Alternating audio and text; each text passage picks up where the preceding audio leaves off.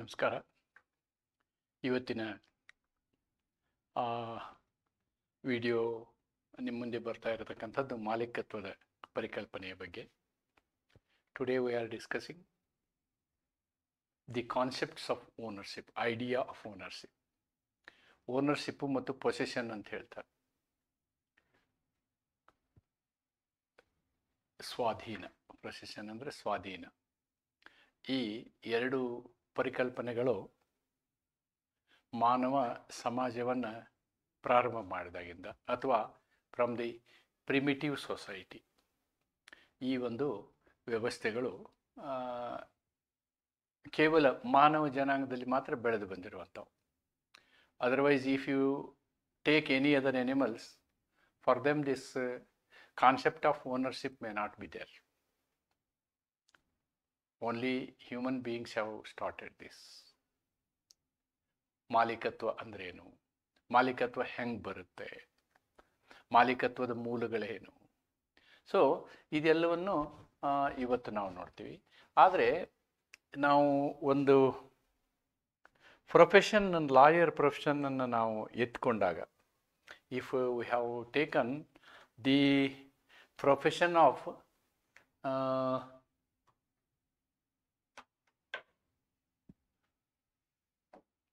lawyer, for us very important and major subject for you is the property or property disputes. Ultimately the major disputes that we are dealing with in our society are mainly property, are related to the marriage and succession. ಇವೇ ನಮಗೆ ಅತಿ ಮುಖ್ಯವಾದಂತಹ ವಿಷಯಗಳು. ಆದ್ದರಿಂದ ಈ ಮಾಲೀಕತ್ವ ಅಂತಕ್ಕಂಥ ವಿಷಯ ಇದೆಯಲ್ಲ, ಇದರ ಬಗ್ಗೆ ಸರಿಯಾದ ಪರಿಕಲ್ಪನೆಯನ್ನು ನಾವು ಇಟ್ಕೊಳ್ಳುವಂಥದ್ದು ಬಹಳ ಅವಶ್ಯಕತೆ ಇದೆ. ಮಾಲೀಕತ್ವ ಅಂದ್ರೇನು, ಓನರ್ಶಿಪ್ ಅಂದ್ರೇನು ಅಂತಕ್ಕಂಥದ್ದನ್ನು ನಾವು ಬಹಳಷ್ಟು ವಿವರವಾಗಿ ಆಳಕ್ಕೆ ಹೋಗಿ ನೋಡಬೇಕು. We have to look it by going to the root of it. Therefore having a clear concept about what is meant by ownership and what is meant by possession ಅಂತಕ್ಕಂಥದ್ದನ್ನು ನಾವು ತಿಳ್ಕೊಳ್ಬೇಕು. ಕೆಲವು ಟೆಕ್ಸ್ಟ್ ಬುಕ್ಗಳಲ್ಲಿ ಪೊಸೆಷನ್ನನ್ನು ಮೊದಲು ಚರ್ಚೆ ಮಾಡಿದ್ದಾರೆ. ಇನ್ನು ಕೆಲವು ಟೆಕ್ಸ್ಟ್ ಬುಕ್ಕಲ್ಲಿ ಓನರ್ಶಿಪ್ಪನ್ನು ಫಸ್ಟ್ ಚರ್ಚೆ ಮಾಡಿದ್ದಾರೆ. ಮಹಾಜನ್ ಪುಸ್ತಕದಲ್ಲಿ ownership is taken first. Anyhow I am thinking it correct to first understand what is ownership, and then let us go for the concept of the possession. So in this video goes little longer. ಇದೊಂದು ಸ್ವಲ್ಪ ಹೆಚ್ಚು ಸಮಯ ಆಗುತ್ತೆ. ಆಮೇಲೆ ಇದು ತಿಳ್ಕೊಳ್ಬೇಕು ಅಂತಂದರೆ ಹೆಚ್ಚು ಸಮಯ ನೀವು ವ್ಯಯ ಮಾಡೋದು ಅವಶ್ಯಕತೆ ಇದೆ. ಆದ್ದರಿಂದ ಫಸ್ಟು ಕಾನ್ಸೆಪ್ಟನ್ನು ತಿಳ್ಕೊಳ್ಬೇಕು. ಇದರಲ್ಲಿ ಪರೀಕ್ಷೆಗೆ ಬಂದಂತಹ ಪ್ರಶ್ನೆಗಳನ್ನು ನಾನು ಈ ಒಂದು ವಿಡಿಯೋದ ಕೊನೆಯಲ್ಲಿ ನಿಮ್ಮ ಜೊತೆ ಚರ್ಚೆ ಮಾಡ್ತೀನಿ. ಅಲ್ಲಿ ಬಹಳಷ್ಟು ವಿಷಯಗಳು, ನಾನು ಹೇಳುವಂತಹ ವಿಷಯಗಳಲ್ಲಿ ಅನೇಕ ವಿಷಯಗಳು ಅದಕ್ಕೆ ಸಂಬಂಧಿಸಿದಿರ್ಬೋದು, ಇರಲಿಕ್ಕಿಲ್ಲ. ಆದರೆ ಒಂದು ಸಲ ನೀವು ಕಂಪ್ಲೀಟಾಗಿ ಕಾನ್ಸೆಪ್ಟನ್ನು ಅರ್ಥ ಮಾಡಿಕೊಂಡ್ರೆ ನೀವು ಮುಂಬರುವಂತಹ ನಿಮ್ಮ ಯಾವುದೇ ಪ್ರಕರಣ, ಇಲ್ಲಿ ಸಿವಿಲ್ ಪ್ರಕರಣ, ಈ ಆಸ್ತಿಗೆ ಸಂಬಂಧಪಟ್ಟಂತಹ, ಮಾಲೀಕತ್ವಕ್ಕೆ ಸಂಬಂಧಪಟ್ಟಂತಹ, ಹಕ್ಕಿಗೆ ಸಂಬಂಧಪಟ್ಟಂತಹ ಪ್ರಶ್ನೆಗಳನ್ನು ನೀವು ಸರಿಯಾದ ರೀತಿಯಲ್ಲಿ ಆರ್ಗ್ಯುಮೆಂಟ್ ಮಾಡ್ಬೋದು, ತರ್ಜುಮೆ ಮಾಡ್ಬೋದು ಅಂತಕ್ಕಂಥದ್ದು ಆ ಉದ್ದೇಶದಿಂದ ನಾನು ಇದೊಂದು ವಿಡಿಯೋನ ಲೆಂದಿಯಾಗಿ ಮಾಡ್ತಾ ಇದ್ದೀನಿ. And I am going to cover all these points in this particular video. What is the concept, what is the concept, ಮಾಲೀಕತ್ವದ ಒಂದು ಪರಿಕಲ್ಪನೆ ಏನು, ಮಾಲೀಕತ್ವ ಅಂದರೆ ಏನು ಅಂತಕ್ಕಂಥದ್ದು. ಈ ಮಾಲೀಕತ್ವ ಮೊದಲು ಹೆಂಗೆ ಪ್ರಾರಂಭ ಆಯಿತು, ಐತಿಹಾಸಿಕವಾಗಿ ಅದರ ಮೂಲವನ್ನು ನಾವು ನೋಡುವಂಥದ್ದು. ನಂತರ ನ್ಯಾಯಶಾಸ್ತ್ರಜ್ಞರು ಮಾಲೀಕತ್ವವನ್ನು ಯಾವ ರೀತಿ ನೋಡ್ತಾರೆ, ವಾಟ್ ಆರ್ ದೇರ್ ಡೆಫಿನೇಷನ್ಸ್, ಅವ್ರು ಏನು ಹೇಳ್ತಾರೆ. Modes of acquisition of ownership, ಒಮ್ಮೆ ನಾವು ಮಾಲೀಕತ್ವವನ್ನು ಪಡಿಬೇಕು ಅಂತಂದರೆ ಏನು ಮಾಡಬೇಕು, ಸ್ವಾಮ್ಯವನ್ನು ಪಡಿಬೇಕು. ಈ ಸ್ವಾಮ್ಯ ಅನ್ನೋದಕ್ಕಿಂತ ಮಾಲೀಕತ್ವ, ಇದನ್ನು ಮಾಲೀಕತ್ವ.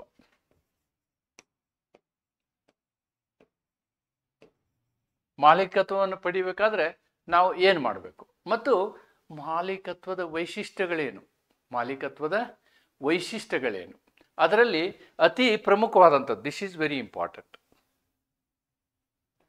ಮಾಲೀಕತ್ವದಲ್ಲಿ ಇರ್ತಕ್ಕಂತಹ ವಿಧಗಳೇನು, types of ownership and trust and beneficial ownership, distinction between trustees ownership and beneficial ownership, ಮತ್ತು ಇದ್ರ ಜೊತೆಗೆ ultimately we are going to conclude. So these are the areas I am going to cover, and all these areas are very, very important, and your questions are focused mainly on this, and on this conceptual question also is there. Conceptual question is also there for 10 marks.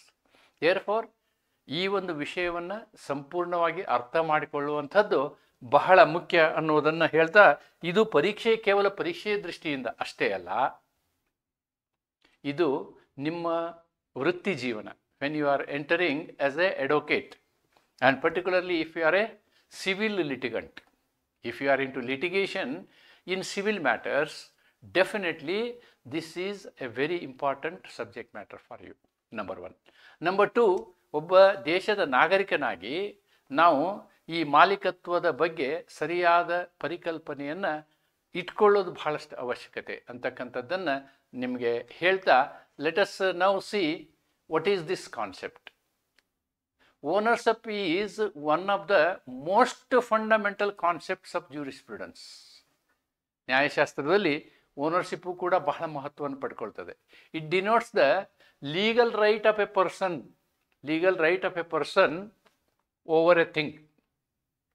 So ಒಬ್ಬ ವ್ಯಕ್ತಿ ಮತ್ತು ವಸ್ತುವಿನ ಮಧ್ಯದಲ್ಲಿಯ ಸಂಬಂಧವನ್ನು ಕಲ್ಪಿಸ್ತದೆ ಇದು, which is recognized and protected by law. Which is recognized and protected by law. ಯಾವ ವಸ್ತುವನ್ನು ಯಾವ ರೀತಿ ಅದು ಮನುಷ್ಯನಿಗೆ ಸಂಬಂಧಿಸ್ತದೆ ಅನ್ನುವುದನ್ನು ಕಾನೂನು ಗುರುತಿಸ್ತದೆ. Law will recognise it. Ownership is not merely possession. ನೋಡಿ, ಯಾವುದೋ ಒಂದು ವಸ್ತುವನ್ನು ನಿಮ್ಮ ಹತ್ರ ಇಟ್ಕೊಂಡ್ಬಿಟ್ರೆ ಅದು ಓನರ್ಶಿಪ್ ಆಗೋದಿಲ್ಲ. ಒಂದು ವಸ್ತುನ ನಿಮ್ಮ ಜೊತೆಗೆ ಇಟ್ಕೊಂಡ್ಬಿಟ್ರೆ ಅಥವಾ ಅದು ನಿಮ್ಮ ಅಧೀನದಲ್ಲಿದ್ದರೆ ಅದು ನಿಮ್ಮದೇ ವಸ್ತು ಅಂತಲ್ಲ, but A bundle of rights. It is containing bundle of rights. ಅನೇಕ ಹಕ್ಕುಗಳನ್ನು ಅದು ಒಳಗೊಂಡಿದೆ. C, we have learned what is right. Now those bundle of rights is inside the concept of ownership, which includes possession. You have to possess, you have to use it, you have to enjoy it, you can have a right to transfer it, and even you can destroy it. ಇಷ್ಟೆಲ್ಲ ಆ ಒಂದು ವಸ್ತುವಿನ ಮೇಲೆ ನೀವು ಹಕ್ಕುಗಳನ್ನು ಹೊಂದಿರ್ತೀರಿ. ಅದನ್ನು ನೀವು ಇಟ್ಕೊಳ್ಬೋದು, ಅದನ್ನು ಉಪಯೋಗಿಸ್ಬೋದು, ಅಥವಾ ಅದರಿಂದ ನೀವು ಸಂತೋಷದ ಜೀವನವನ್ನು ಸಾಗಿಸ್ಬೋದು, ಅಥವಾ ಆ ಒಂದು ವಸ್ತುವನ್ನು ನೀವು ಇನ್ನೊಬ್ಬರಿಗೆ ಕೊಟ್ಟು ಬಿಡ್ಬೋದು, ಮತ್ತು ಬೇಡ ಅಂದರೆ ಅದನ್ನು ಸರ್ವನಾಶ ಮಾಡ್ಬೋದು. ಆ ಎಲ್ಲ ಅಧಿಕಾರಗಳ ಒಂದು ಗುಚ್ಛ ಇದೆಯಲ್ಲ, ಆ ಗುಚ್ಛವನ್ನು ನಾವೇನಂತೀವಿ? ಓನರ್ಶಿಪ್ ಅಂತ ಹೇಳ್ತೀವಿ. ಮಾಲೀಕತ್ವವು ನ್ಯಾಯಶಾಸ್ತ್ರದಲ್ಲಿ ಅತ್ಯಂತ ಪ್ರಮುಖ ಪರಿಕಲ್ಪನೆಗಳಲ್ಲಿ ಒಂದಾಗಿದೆ. ಇದು ವ್ಯಕ್ತಿಯ ಯಾವುದಾದರೂ ವಸ್ತುವಿನ ಮೇಲೆ ಹೊಂದಿರುವ ಕಾನೂನಾತ್ಮಕ ಹಕ್ಕನ್ನು ಸೂಚಿಸುತ್ತದೆ. So it creates A relation between ವ್ಯಕ್ತಿ ಮತ್ತು ವಸ್ತು. ಒಬ್ಬ ವ್ಯಕ್ತಿ ಮತ್ತು ಒಂದು ವಸ್ತುವಿನ ಮಧ್ಯದ ಕಾನೂನಾತ್ಮಕ ಸಂಬಂಧವನ್ನು ಕಲ್ಪಿಸುವಂತಹ ವ್ಯವಸ್ಥೆ ಇದು. ಅದು ಹಕ್ಕುಗಳ ಸಮೂಹವಾಗಿದೆ. ಬರೀ ಸ್ವಾಧೀನವೇ ಓನರ್ಶಿಪ್ ಅಲ್ಲ. ನನಗೇನೋ ದಾರಿಯಲ್ಲಿ ಒಂದು ಮೋಟರ್ ಬೈಕ್ ಸಿಕ್ತು, ತಂದು ನಮ್ಮ ಮನೇಲಿ ಇಟ್ಕೊಂಡ್ಬಿಟ್ರೆ ಅದು ಓನರ್ಶಿಪ್ ಆಗೋದಿಲ್ಲ. It cannot be. It is a stolen property, ಅಥವಾ ಫೈಂಡರ್ ಆಫ್ ಎ ಗೂಡ್ ಅಂತ ಹೇಳ್ತಾರೆ. Finder of a goods contract ಆ್ಯಕ್ಟಲ್ಲಿ ನೋಡಿದ್ದೀವಿ ನಾವು. ಆದ್ದರಿಂದ ಇವೆಲ್ಲವೂ ಇರ್ತದೆ. ಇದರಲ್ಲಿ ಸ್ವಾಧೀನ ಇರ್ತದೆ, ಉಪಯೋಗ ಇರ್ತದೆ, ಸದುಪಯೋಗ ಇರ್ತದೆ, ವರ್ಗಾವಣೆ ಇರ್ತದೆ, ಅದನ್ನು ನಾಶ ಪಡುವಂಥ ಹಕ್ಕು. ಈ ಎಲ್ಲ ಹಕ್ಕುಗಳನ್ನು ಒಳಗೊಂಡಿದ್ರೆ ನಾವು ಅದಕ್ಕೇನಂತೀವಿ ಅಂದರೆ ಓನರ್ಶಿಪ್ ಅಂತೀವಿ. Ownership is a bundle of rights. Ownership is a bundle of right ಅಂದರೆ ಇದು ಏನು ಹೇಳ್ತೀವಿ ನಾವು? ಹಕ್ಕುಗಳ ಸಮೂಹ. ಹಕ್ಕುಗಳ ಸಮೂಹ ಅನ್ನುವುದನ್ನು ನಾವು ಗಮನಿಸಬೇಕು. Bundle of rights. It is a bundle of rights. Bundle of rights. Bundle of rights ಅನ್ನೋದನ್ನು ಫಸ್ಟ್ ನಾವು ಮನಸ್ಸಲ್ಲಿ ಇಟ್ಕೋಬೇಕು. ಒಂದೇ ಹಕ್ಕಲ್ಲ, ಅನೇಕ ಹಕ್ಕುಗಳನ್ನು ಒಳಗೊಂಡಂತಹ ಒಂದು ಗುಂಪು ಇದೆಯಲ್ಲ, ಬಂಡಲ್ ಇದೆಯಲ್ಲ, ಗುಚ್ಛ ಇದೆಯಲ್ಲ, ಅದು ಅಥವಾ ಹಕ್ಕುಗಳ ಸಮೂಹ ಇದೆಯಲ್ಲ, ಅದು ಓನರ್ಶಿಪ್ ಆಗುತ್ತೆ, ಮಾಲೀಕತ್ವ ಆಗುತ್ತೆ ಅನ್ನೋದನ್ನು ನಾವು ಪ್ರಪ್ರಥಮವಾಗಿ ಗಮನಿಸಬೇಕು. ಆಮೇಲೆ ಏನು ಹೇಗೆ ಐತಿಹಾಸಿಕವಾಗಿ ಬಂತು ಇದು ಅಂತಕ್ಕಂಥದ್ದನ್ನು ನಾವು ನೋಡುವುದಾದರೆ, ಇವತ್ತಿನ ದಿವಸ ನನಗೆ ಓನರ್ಶಿಪ್ ಬೇಕು ಅಂತಂದ್ರೆ ನಾನೇನು ಮಾಡ್ತೀನಿ, ದುಡ್ಡು ಕೊಟ್ಟು ಅದನ್ನು ಪರ್ಚೇಸ್ ಮಾಡ್ತೀನಿ. Then I will become a owner. ನನಗೊಂದು ಕಾರ್ ಬೇಕು, I will go to the car dealer and pay him the money and bring the car. So I am owner of the car. In other words, today I am paying a price. Today I am paying a price for a particular material. 30-40 site ಬೇಕು, ನಾನು ದುಡ್ಡು ಕೊಡ್ತೀನಿ, ಯಾರು owner ಇರ್ತಾರೆ ಅವ್ರ ಕಡೆ, ಅವನು ಓನರ್ಶಿಪ್ನ ನನಗೆ ಟ್ರಾನ್ಸ್ಫರ್ ಮಾಡ್ತಾರೆ. So for him consideration is money, for me consideration is that land property. Right, this is okay. ಆದರೆ if we go back and ultimately ಐತಿಹಾಸಿಕವಾಗಿ ಈ ಕಾನ್ಸೆಪ್ಟ್ ಹೆಂಗೆ ಬಂತು ಅನ್ನೋದನ್ನು ನೀವು ತಿಳ್ಕೊಳ್ಬೇಕು. ಮುಖ್ಯವಾಗಿ historically speaking, the idea of possession came before the idea of ownership. ನೋಡಿ, ಮೊದಲು ಬಂದದ್ದು ಪೊಸೆಷನ್ನೇ ಹೊರತು ಓನರ್ಶಿಪ್ ಅಲ್ಲ. Ownership followed possession. ಅಂದರೆ ನಾವೇನು ಸ್ವಾಧೀನ ಮೊದಲು ಬಂದಂಥದ್ದು ಸ್ವಾಧೀನ. ಏನು ಸ್ವಾಧೀನ ಹಂಗಂದ್ರೆ, right, the ownership grew with civilization. ನೋಡಿ, ಮೊದಲೇ ಜನ ಏನು ಮಾಡ್ತಿದ್ರು ಅಂದರೆ, people were wandering here and there from place to place, they were moving. There was no idea of ownership. ಎಲ್ಲೋ ಹೋಗ್ತಿದ್ರು, ಒಂದು ಕಡೆ ಜಾಗದಲ್ಲಿ ಶೆಡ್ ಹಾಕ್ಕೊಂತಿದ್ರು, ಸ್ವಲ್ಪ ದಿವಸ ಇರ್ತಿದ್ರು, ಮತ್ತೆ ಅವ್ರಿಗೆ ಬೇರೆ ಕಡೆ ಹೋಗ್ತಿದ್ರು, ಇರ್ತಿದ್ರು. This was the way of life. ಆಮೇಲೆ ಏನಾಯಿತು ಅಂದರೆ, ಜನ ಒಂದೇ ಕಡೆ ಇರೋಕ್ಕೆ ಪ್ರಾರಂಭ ಮಾಡಿದರು, ಒಂದೇ ಜಾಗದಲ್ಲಿ ಇರೋಕ್ಕೆ ಪ್ರಾರಂಭ ಮಾಡಿದರು. ಒಂದು ಜಾಗವನ್ನು ಹಿಡ್ಕೊಂಡು ಅದರಲ್ಲಿ ಗಿಡಗಳನ್ನ ಬೆಳೆಯೋಕ್ಕೆ ಶುರು ಮಾಡಿದರು, ಅದರಲ್ಲಿ ಬದುಕು ಮಾಡೋಕ್ಕೆ ಶುರು ಮಾಡಿದರು, ಆ ಬದುಕಿನಲ್ಲಿ ಬೆಳೆಗಳನ್ನು ಬೆಳೆಯೋಕ್ಕೆ ಶುರು ಮಾಡಿದರು. ಈ ರೀತಿಯಾದಂತಹ ಒಂದು ಏನು ಎವಲ್ಯೂಷನ್ ಇದೆಯಲ್ವಾ, ಅಭಿವೃದ್ಧಿ ಇದೆಯಲ್ವಾ, ಈ ಅಭಿವೃದ್ಧಿ ಏನು ಮಾಡ್ತು ಅಂತಂದರೆ ಪೊಸೆಷನ್ಗೆ ಕಾರಣ ಆಯಿತು. Okay, when people were wandering from place to place, there was no concept of ownership. It came with the people started planting trees, cultivating lands, building homes. To begin with, there was no difference between ownership and possession. For example, ಒಂದು ಜಾಗದಲ್ಲಿ ನಾನು ಬೆಳೆ ಬೆಳೀತಾ ಇದ್ದೆ.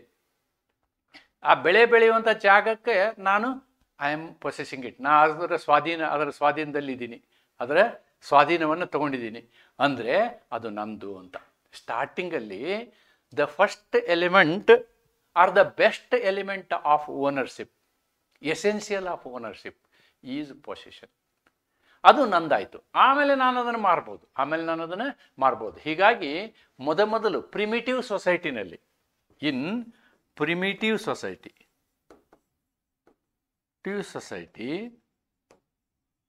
What came is possession.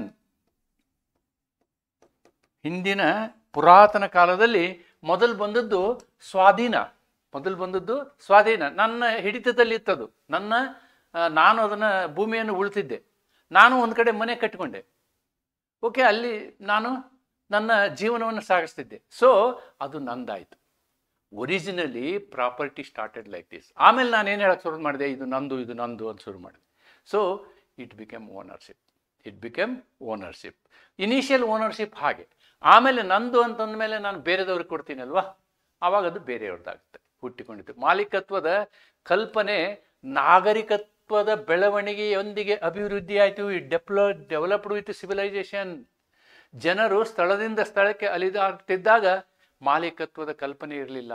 ಜನರು ಮರಗಳನ್ನು ನೆಡುವುದು, ಭೂಮಿಯನ್ನು ಬೆಳೆಸುವುದು, ಮನೆಗಳನ್ನು ಕಟ್ಟುವುದು ಪ್ರಾರಂಭಿಸಿದಾಗ ಮಾತ್ರ ಅದು ಶುರುವಾಯಿತು. ಆರಂಭದಲ್ಲಿ ಮಾಲೀಕತ್ವ ಸ್ವಾಧೀನದ ನಡುವೆ ವ್ಯತ್ಯಾಸ ಇರಲಿಲ್ಲ.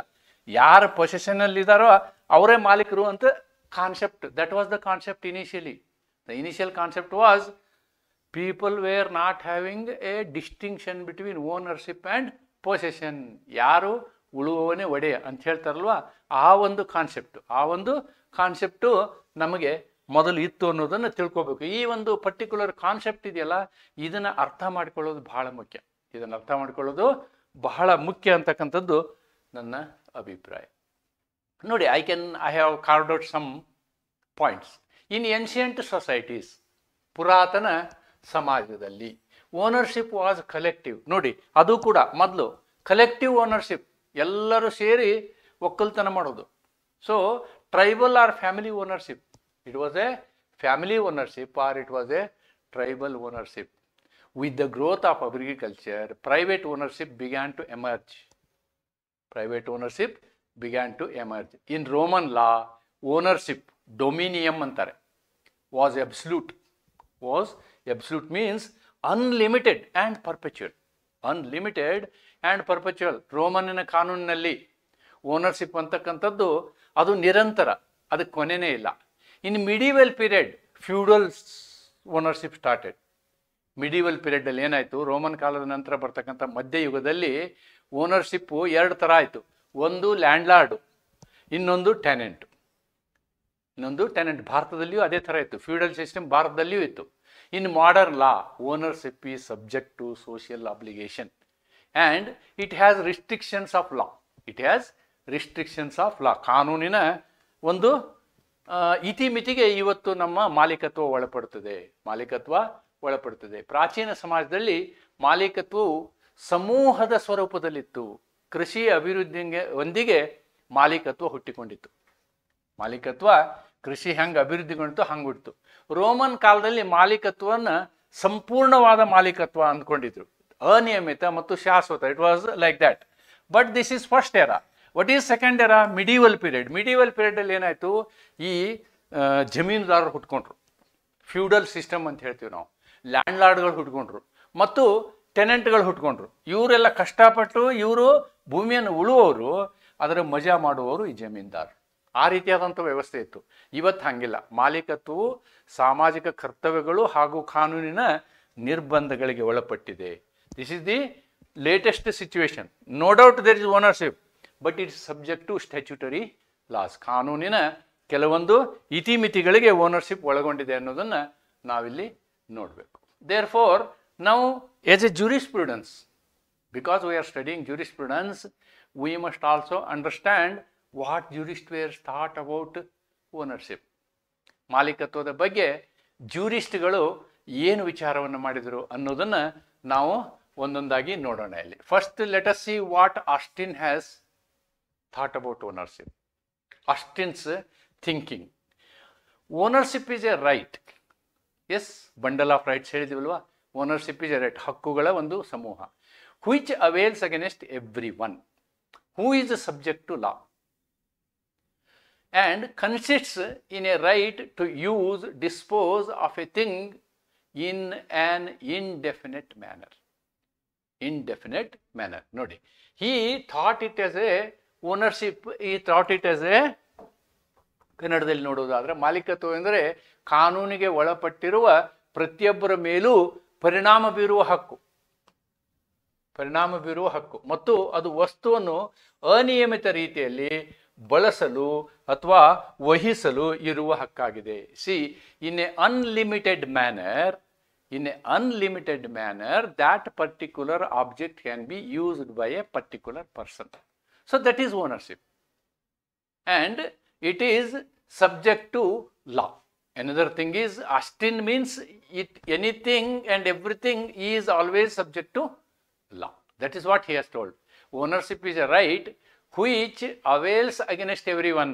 ಬೇರೆಯವರು ಯಾರಾದ್ರೂ ಮುಟ್ಟಕ್ಕಾಗಲ್ಲ. Who is having a owner other than him, no other person who is subject to law, and it is as per law. Ownership, it consists in a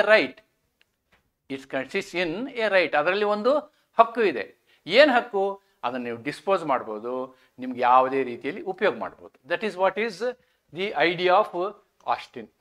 Then what Solomon says, he creates a relation between object and person.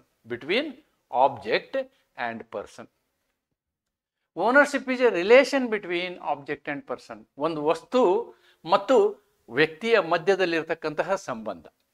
Right? This room where I am teaching is a room owned by me. So it is a creating a relationship between this room and myself. No other person can use it. recognized by law. This is recognized by law because I have purchased it. I have purchased it, and law permits the purchase consisting of complex of rights. ಅನೇಕ ಹಕ್ಕುಗಳನ್ನು ಅದು ಹೊಂದಿರುತ್ತೆ. such as right to possess, use, manage and transfer the object. ಯಾವ ವಸ್ತು ಮತ್ತು ನನ್ನ ಮಧ್ಯೆ ಇರತಕ್ಕಂಥ ರಿಲೇಷನ್ನಲ್ಲಿ ಎಂಥ ಹಕ್ಕುಗಳು ಅದು ಒಳಗೊಂಡಿದೆ ಅಂತಂದರೆ, ನಾನು ಅದನ್ನು ಏನು ಮಾಡ್ಬೋದು, ಸ್ವಾಧೀನದಲ್ಲಿ ಇಟ್ಕೋಬೋದು, ಉಪಯೋಗ ಮಾಡ್ಬೋದು, ಅದನ್ನು ವ್ಯವಸ್ಥೆ ಮ್ಯಾನೇಜ್ ಮಾಡ್ಬೋದು. ಮ್ಯಾನೇಜ್ ಅಂದರೆ I can mortgage it, I can rent it, I can build a hotel on that, and I can transfer it to somebody for consideration. Even free ಕೊಡ್ಬೋದು ನಾವು. I can gift it to somebody. So that is what Salmond has told. Then comes Hebert. What Hebert says? Hebert says he has classified into 4 rights. Those 4 rights are ownership. Ownership includes 4 kind of rights. He has told ownership includes 4 kinds of rights. One is to use it. Another one is to not exclude others. This is very important. This is a very important concept of ownership. When I am owner, I have got full right on that. I can restrict other persons to use it, exclude other persons. Right to dispose, I can sell it to somebody, I can gift it to somebody, I can gift it to a temple, another person or a friend. That right I have got. Right to destroy. So these 4 rights are derived by Hebert. By and large, if we see all the 3 definitions, almost they are same. Okay. And Holland has very simply explained it. Holland, what Holland says is a plenary control over object. The word plenary you have used in constitutional law. Legislature has a plenary power to make laws. ಸಂಪೂರ್ಣ ಅಧಿಕಾರ, ಒಂದು ವಸ್ತುವಿನ ಮೇಲೆ ಸಂಪೂರ್ಣ ಅಧಿಕಾರವನ್ನು ಹೊಂದುವುದನ್ನು ನಾವು ಮಾಲೀಕತ್ವ ಅಂತೀವಿ. Ownership is a plenary control over object. ಒಂದು ವಸ್ತುವಿನ ಮೇಲೆ ಸಂಪೂರ್ಣವಾದಂತಹ ನಿಯಂತ್ರಣ ಇದ್ದರೆ ಅದು ಮಾಲೀಕತ್ವ ಆಗುತ್ತೆ. What Pollock says?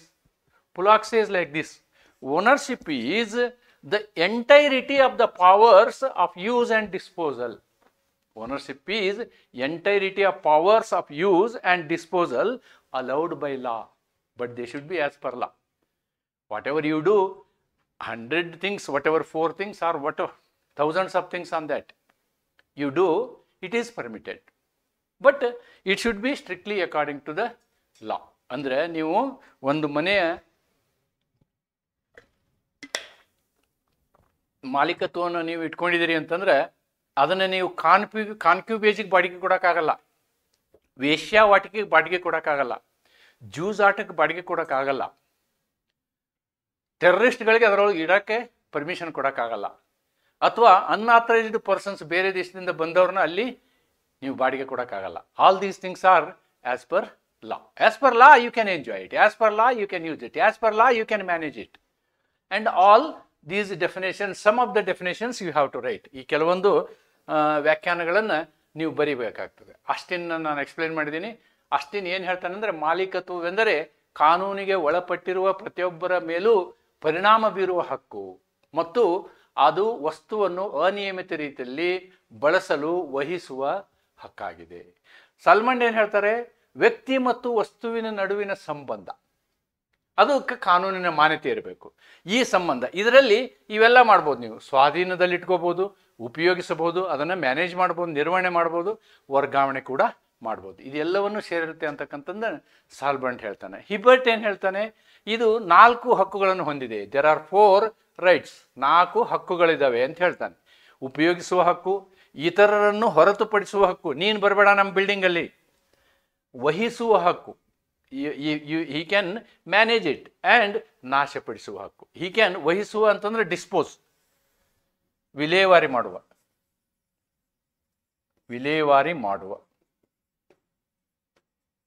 ವಹಿಸುವ ಅನ್ನೋದಕ್ಕಿಂತ ವಿಲೇವಾರಿ ಮಾಡುವ ಅಂತ ಹೇಳಿ ಬರೀಬೋದು ನೀವು. ದೆನ್ ಹಾಲೆಂಡ್ ಏನು ಹೇಳ್ತಾರೆ, ಮಾಲೀಕತ್ವವೆಂದರೆ ಕಾನೂನು ಒಪ್ಪಿದ ಉಪಯೋಗ ಮತ್ತು ವಹಿಸುವ ಎಲ್ಲ ಅಧಿಕಾರಗಳ ಸಮಗ್ರತೆ. ಪೊಲಾಕ್ ಹೇಳಿದ್ದು ಮಾಲೀಕತ್ವವೆಂದರೆ ವಸ್ತುವಿನ ಮೇಲೆ ಸಂಪೂರ್ಣ ನಿಯಂತ್ರಣ ಅಂತಕ್ಕಂಥದ್ದನ್ನು ಹಾಲೆಂಡ್ ಹೇಳ್ತಾರೆ. So these some 2-3 definitions you are suppose to write in the exam. Then modes of acquisition, ಓನರ್ಶಿಪ್ನ ಹೆಂಗೆ ಪಡ್ಕೊಳ್ಳೋದು, ಅಕ್ವೈರ್, ನನಗೆ ಓನರ್ಶಿಪ್ ಬರಬೇಕು, ಮಾಲೀಕತ್ವ ಬರಬೇಕು ಅಂದ್ರೆ ನಾವು ಹೆಂಗೆ ಮಾಡ್ತೀವಿ, ಮೊದಲು ಹೇಳಿದ್ದೀನಿ ನಾನು. Number 1, it starts in primitive societies. ನೋಡಿ, ಮೊದಲು ಪುರಾತನ ಕಾಲದಲ್ಲಿ starting ownership was acquired by mere possession. ಯಾರು ಫಸ್ಟ್ ಹೋಗಿ ಅಕ್ವೈರ್ ಮಾಡ್ತಾರೋ ಅವ್ರದ್ದೇ ಅದು ಮಾಲೀಕತ್ವ. ಚಂದ್ರಲೋಕದ ಮೇಲೆ ಹೋಗಿ ನಾವು ಜೆಂಡಾ ಊರಿದೀವಿ, ನಾಳೆ ಒಂದು ದಿವಸ ಚಂದ್ರಲೋಕದ ಜನ ಇರಬೇಕು ಅಂತಂದ್ರೆ ನಾವೇನು ಜೆಂಡಾ ಊರಿದೀವೋ ಅದು ನಮ್ಮ ಜಾಗ. ಅದೇ ತೆರನಾಗಿ ಅಮೇರಿಕದಲ್ಲಿ ಬೇರೆ ಬೇರೆ ದೇಶದವ್ರು ಹೋಗಿ ಅವ್ರು ಜೆಂಡಾ ಊರಿದ್ರು, ಇದು ನಮ್ಮದು ಅಂತ ಹೇಳಿದರು. So like that the person who first occupies it, who possesses it first, ಅವನು ಓನರ್ ಆಗ್ತಾನೆ. Okay, whoever first occupied the land, a tree, an animal was considered its owner. ಯಾರು ಅದನ್ನು ಪೊಸೆಷನ್ಗೆ ತಗೊಳ್ತಾರೋ, ಸ್ವಾಧೀನಕ್ಕೆ ತಗೊಳ್ತಾರೋ ಅವರು ಮಾಲೀಕತ್ವವನ್ನು ಪಡ್ಕೊಳ್ತಾರೆ. ಮೂಲಭೂತ ಸಮಾಜಗಳಲ್ಲಿ ಕೇವಲ ಸ್ವಾಧೀನ ಪಡೆಯುವುದರಿಂದಲೇ ಮಾಲೀಕತ್ವ ದೊರೆಯುತ್ತಿತ್ತು. ಭೂಮಿ, ಮರ, ಪ್ರಾಣಿಯನ್ನು ಮೊದಲು ಸ್ವಾಧೀನಪಡಿಸಿಕೊಂಡವನು ಏನಾಗ್ತಿದ್ದ, ಅದರ ಮಾಲೀಕ ಆಗ್ತಿದ್ದ. ಇದು ಫಸ್ಟ್ ಒನ್. ಇನಿಷಿಯಲ್ ಆಗ್ತಾ ಇದ್ದದ್ದು ಈ ಥರ. ಆಮೇಲೆ continuous prescription continuous and uninterrupted position of A for A long period recognised by law gives ownership. This is known as ownership by prescription. ನೋಡಿ, ಯಾವುದೇ ಒಂದು ವಸ್ತುವನ್ನು ಕಂಟಿನ್ಯೂಯಸ್ ಆಗಿ ಇಟ್ಕೊಂಡಿದ್ರೆ ಅಥವಾ ಯಾವುದೇ ಒಂದು ಜಾಗದಲ್ಲಿ ನಿರಂತರವಾಗಿ ನೀವು ವಾಸ ಮಾಡ್ತಿದ್ರೆ, ಅದರ ಉಪಯೋಗ ಸ್ವಾಧೀನದಲ್ಲಿದ್ದರೆ, generally you will become the owner. ಇನ್ನೊಬ್ಬ ಬಂದು ನಿಮ್ಗೆ ಕ್ವಶನ್ನೇ ಮಾಡಲಿಲ್ಲ ಅಂತ ಇಟ್ಕೊಳ್ಳಿ, then you will become the owner. ನಿರಂತರವಾಗಿ ಅಡೆತಡೆ ಇಲ್ಲದೆ ದೀರ್ಘಕಾಲದವರೆಗೆ ಸ್ವಾಧೀನದಲ್ಲಿದ್ದರೆ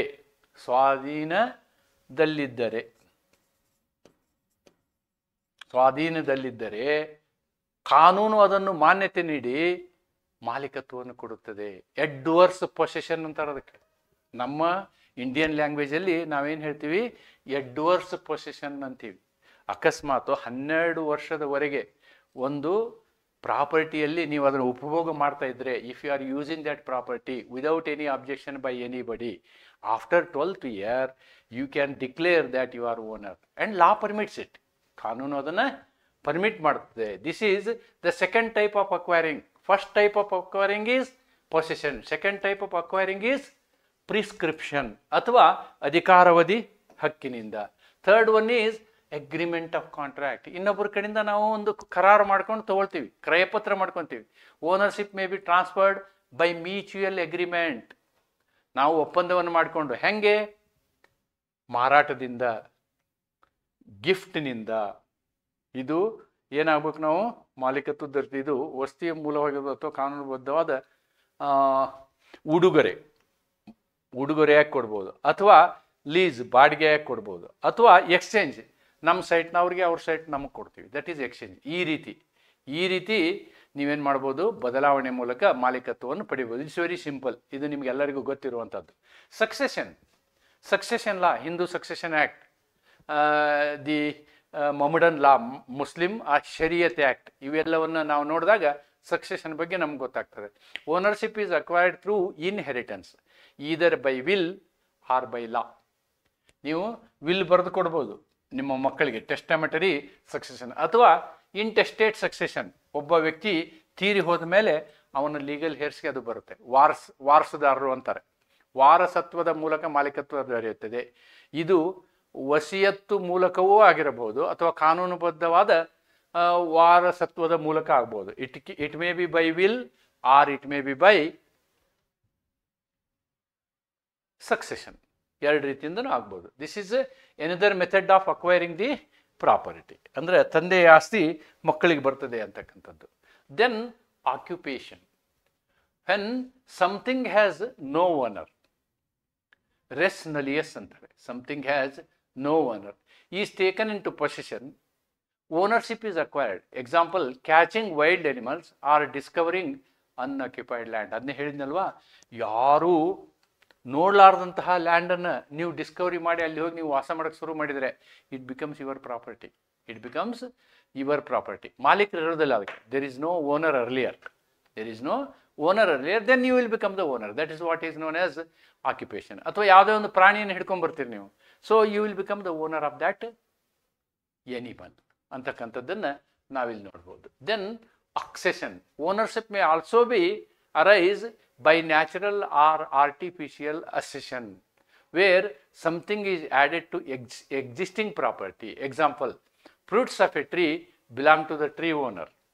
ನೋಡಿ, ಅಸೆಷನ್ ಅಂತಾರೆ ಅಥವಾ ಅಕ್ಸೆಷನ್ ಅಂತಾರೆ. ಏನಂದ್ರೆ, ಒಂದು ಮರ ನಿಮ್ದಿದೆ ಅಂತಂದ್ರೆ ಮರದಲ್ಲಿ ಬೆಳೆದಂತಹ ಹಣ್ಣು ನ್ಯಾಚುರಲ್ ಆಗಿ ನೀವು ಏನಾಗುತ್ತೆ, ನಿಮ್ದೇ ಆಗುತ್ತೆ. ದಟ್ ಈಸ್ ಅನುಬಂಧದ ಒಂದು ಏನು ಅಕ್ವಿಜಿಷನ್ ಅಂತ ಹೇಳ್ಬೋದು. So these are all the types of this one, and this is another by law acquisition. The state can acquire your land. ಒಂದು ನ್ಯಾಷನಲ್ ಹೈವೇ ಮಾಡಬೇಕಾಗಿರುತ್ತೆ, 8 lane highway, Nitin Gadkari. So what he will do, he will issue a notification in the paper, and then so and so land we are going to acquire. Then it will go. Even if you are a owner, you can do nothing. Only government will give you compensation. You have to be happy with the compensation. The state can acquire private property. But ಇದನ್ನು ಯಾವುದಕ್ಕೆ ತಗೋಬೋದು ಅವರು? ಸಾರ್ವಜನಿಕ ಉದ್ದೇಶಕ್ಕಾಗಿ ಮಾತ್ರ. ಸಾರ್ವಜನಿಕ ಉದ್ದೇಶಕ್ಕಾಗಿ ಮಾತ್ರ ನೀವೇನು ಮಾಡ್ಬೋದು? ನೋಟಿಫಿಕೇಶನ್ ಮಾಡ್ಬೋದು. ಸಾರ್ವಜನಿಕ ಉದ್ದೇಶಕ್ಕಾಗಿ ನೀವು ನೋಟಿಫಿಕೇಶನ್ ಮಾಡಿ ಆ ಜಮೀನನ್ನು ಸರ್ಕಾರಕ್ಕೆ ಹಸ್ತಾಂತರಿಸಬಹುದು. Under the power of eminent domain ಅಂತಾರೆ. See, this is available under this concept, doctrine of eminent domain with compensation. Article 31 ಸರಿಯಾಗಿ ಓದ್ಬೇಕು ನೀವು ಈ ವಿಷಯದ ಮೇಲೆ. ಆರ್ಟಿಕಲ್ 31 ಸರಿಯಾಗಿ ಓದಬೇಕು. ಆರ್ಟಿಕಲ್ 19(1)G ನಾವು ಕಿತ್ತು ಹಾಕಿದ್ದೆ ಈ ಉದ್ದೇಶಕ್ಕೆ. 19(1)F ತೆಗೆದುಬಿಟ್ಟು ನಾವೇನು ಮಾಡಿದ್ವಿ, we have made it as article 300(A).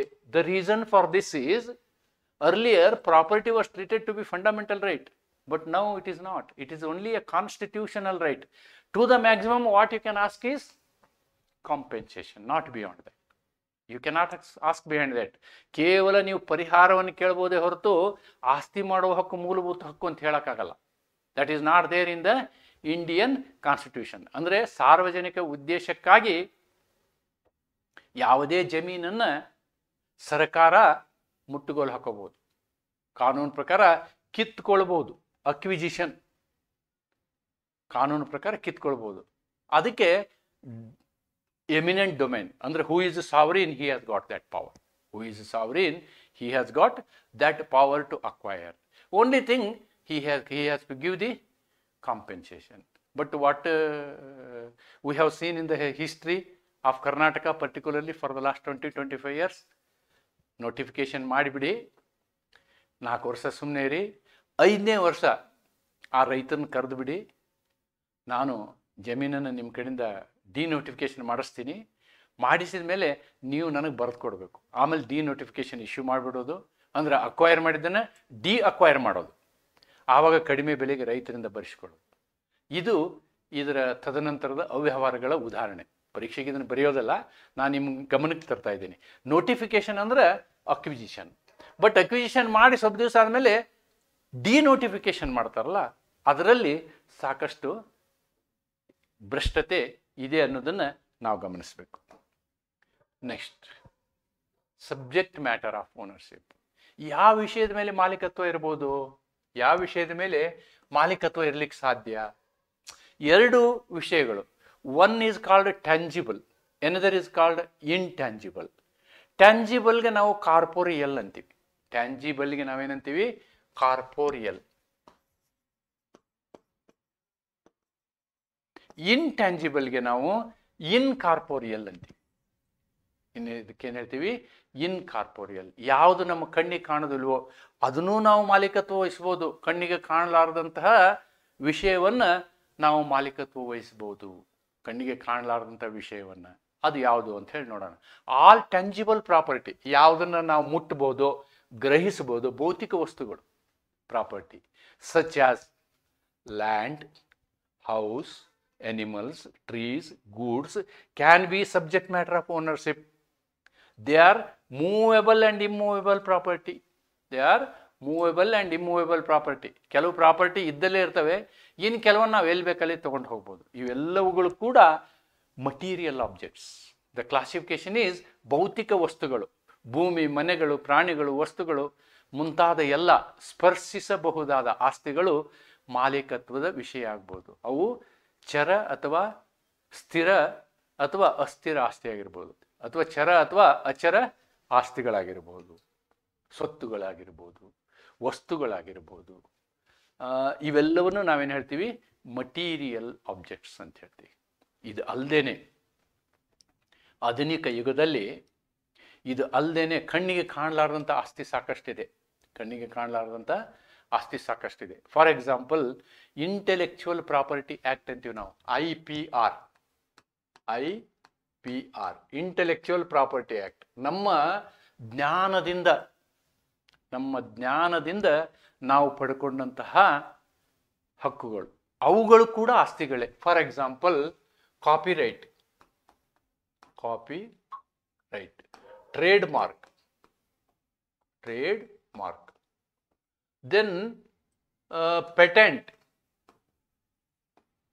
All these are intellectual property rights. ನೋಡಿ, ಈ ಎಲ್ಲ ವಿಷಯಗಳಿದಾವಲ್ವಾ, ಇವುಗಳು ಕೂಡ ಆಸ್ತಿಗಳೇ. ಒಂದು ಪುಸ್ತಕವನ್ನು ನಾನು ಬರೆದು, ಅಥವಾ ನಾನು ಇವತ್ತೊಂದು ವಿಡಿಯೋ ಕ್ಲಾಸ್ ಮಾಡ್ತಾ ಇದ್ದೀನಿ, this no other person can upload in another's name, that is my copyright. ನಾನೇನು ವಿಡಿಯೋ ಮಾಡಿ ನಿಮಗೆ ಈ imparting legal knowledge, this no other person can do, it is my copyright ಅಂತ ಹೇಳ್ಬೋದು. Any creativity, a film is a copyright. ಅದನ್ನು ಇನ್ನೊಬ್ಬರು reproduce ಮಾಡೋಕ್ಕಾಗಲ್ಲ. Reproduction is an offence. So ಅವ್ರದ ಸೋಲ್ ಅಧಿಕಾರ ಅದು. Then trademark means, for example, somebody is using MTB masala. ಇದನ್ನು ನೀವು ಮಾರಾಟ ಮಾಡ್ಬೋದು. ಈ ಕಾಪಿರೈಟ್ನ ನೀವು ಮಾರಾಟ ಮಾಡ್ಬೋದು. ಒಬ್ಬ ಕತೆ ಬರೆದಂತಹ ವ್ಯಕ್ತಿ ಏನು ಮಾಡ್ತಾನೆ, ಪ್ರೊಡ್ಯೂಸರ್ಗೆ ಅದನ್ನು ಮಾರಾಟ ಮಾಡ್ತಾನೆ. Like that it can also be sold like this material property. Trade mark. Patent, ನೀವು ವಿಜ್ಞಾನಿ ಆಗಿರ್ತೀರಿ, ಏನೋ ಕಂಡು ಹಿಡಿತೀರಿ, ಕಂಡು ಹಿಡಿದಂಥದ್ದನ್ನು ನೀವೇ ಪ್ರೊಡ್ಯೂಸ್ ಮಾಡ್ಬೋದು ಇಷ್ಟು ವರ್ಷ, ಬೇರೆ ಯಾರು ಮಾಡೋಕ್ಕಾಗಲ್ಲ. That is called patent, right? So these are incorporeal property, ಅಂದರೆ ಅಸ್ಪೃಶ್ಯ ಆಸ್ತಿಗಳು. Rights which have value such as copyright, patent, goodwill and trademarks are also subject matter of ownership. I think you can add goodwill also for this. Good will.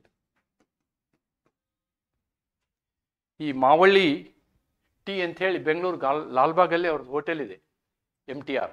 ಅವರು MTR ಮಸಾಲಾನ ಬೇರೆದವ್ರಿಗೆ ಕೊಟ್ಟರು. They have sold it. ಅದು ಈಗ it is A multinational company. crores of rupeesಗೆ ಅವರು ಮಾರಾಟ ಮಾಡಿದರು.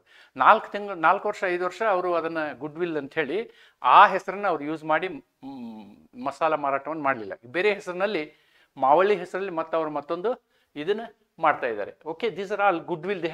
Any business good will can be sold. Business name can be sold. That is goodwill. These are all intangible ownerships.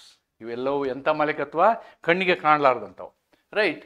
Then features of ಓನರ್ಶಿಪ್ನ ಏನು ಲಕ್ಷಣಗಳೇನು, ultimate ವೈಶಿಷ್ಟ್ಯಗಳೇನು ನಾವು ownership ಅಂತ ನೋಡೋದಾದರೆ, ಫಸ್ಟ್ಗೆ ಹೇಳಿದ್ನಲ್ಲ ನಾನು, it is a bundle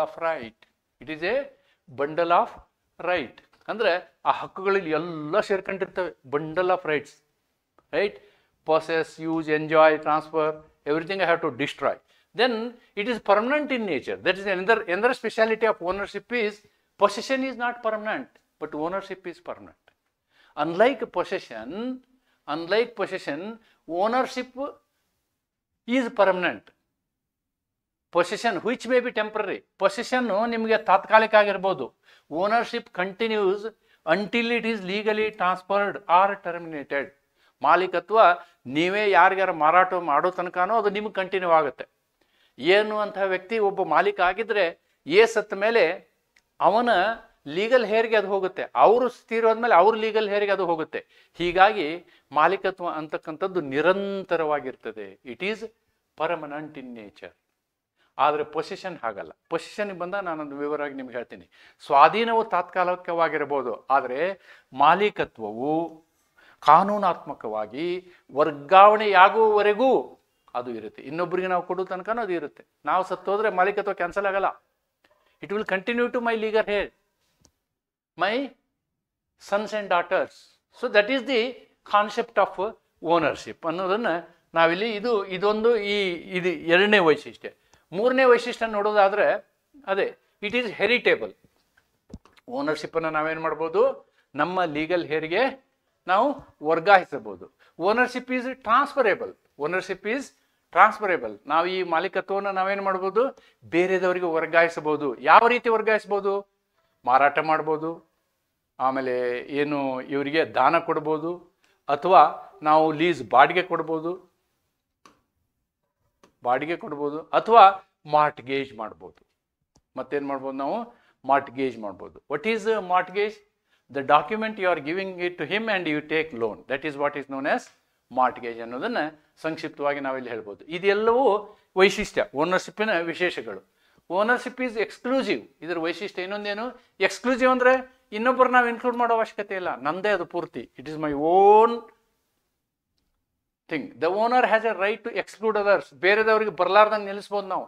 don't come to my house, don't enter my estate. ಯಾರಾದರೂ ನನ್ನ ಎಸ್ಟೇಟ್ನಾಗೆ ಬಂದರೆ ನಾನು ಅವ್ರ ಮೇಲೆ ಕಾನೂನಾತ್ಮಕ ಕ್ರಮ ತೆಗೆದುಕೊಳ್ಬೋದು. From interfering with other property. ಬೇರೆಯವ್ರನ್ನ ಅಥವಾ ಬೇರೆ ಪ್ರಾಪರ್ಟಿನ ನಾವು ಮಿಕ್ಸ್ ಮಾಡೋದಕ್ಕೆ ಬಿಡೋದಿಲ್ಲ. Ownership is subject to restrictions. ಆದಾಗ್ಯೂ ಕೂಡ ಕೆಲವು ಕಾನೂನಿನ ನಿರ್ಬಂಧಗಳಿಗೆ ಅದು ಒಳಪಟ್ಟಿದೆ. The use of ownership is not absolute. It is controlled by law for public interest. ನೋಡಿ, ಕಾನೂನಾತ್ಮಕವಾಗಿ ಸಾರ್ವಜನಿಕ ಹಿತದೃಷ್ಟಿಯಿಂದ ನಾವೇನು ಮಾಡ್ಬೋದು, ಈ ಮಾಲೀಕತ್ವದ ಹಕ್ಕುಗಳನ್ನು ನಿಯಂತ್ರಿಸಬಹುದು. ಫಾರ್ ಎಕ್ಸಾಂಪಲ್, ನಂದೊಂದು ಮನೆ ಇದೆ, ನಾನು ಸರ್ವಿಸ್ ಅಪಾರ್ಟ್ಮೆಂಟ್ ಮಾಡಿದ್ದೀನಿ, and I am giving it for prostitution. That is not permitted. I am giving it for terrorists. That is not permitted. I am giving it for illegal activities. That is not permitted. So those restrictions are available. That is also one feature of ownership. ಅನ್ನೋದನ್ನು ನಾವೆಂಟು. Ownership relates to both corporeal and incorporeal. ಹೇಳಿದ್ನಲ್ವಾ ನಾನು, ಎರಡದಕ್ಕೂ ಸಂಬಂಧಪಡುತ್ತೆ. ಅದು ಮಟೀರಿಯಲ್ಗೂ ಸಂಬಂಧಪಡುತ್ತೆ, which can be seen. ಯಾವುದು ಕಾಣದೆ ಇರ್ತಕ್ಕಂಥದ್ದಕ್ಕೂ ಸಂಬಂಧಪಡುತ್ತದೆ.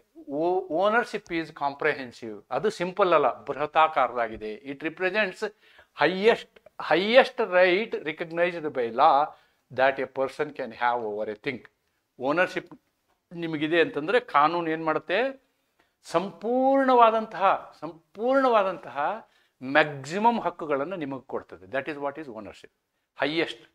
ಹೈಯೆಸ್ಟ್ ನಿಮಗೇನು ಫೆಸಿಲಿಟೀಸ್ ನಿಮ್ಗೆ ಅದರಲ್ಲಿ ಸಿಗ್ತದೆ ಅಂತ ಹೇಳ್ಬೋದು. That is what is comprehensive. ಅಂದರೆ ಸಮಗ್ರ ಸ್ವರೂಪವನ್ನು ಹೊಂದಿದೆ ಓನರ್ಶಿಪ್ ಅಂದರೆ ಅಂತಕ್ಕಂಥದ್ದನ್ನು ನಾವು ಇಲ್ಲಿ ನೋಡ್ಬೋದು. So these are all some 8 features I have mentioned. ಇದ್ರ ಮೇಲೆ ನಿಮಗೆ ಒಂದು ಪ್ರಶ್ನೆ ಇದೆ. Features of ownership is come for short note questions. Therefore, these 8 points are very, very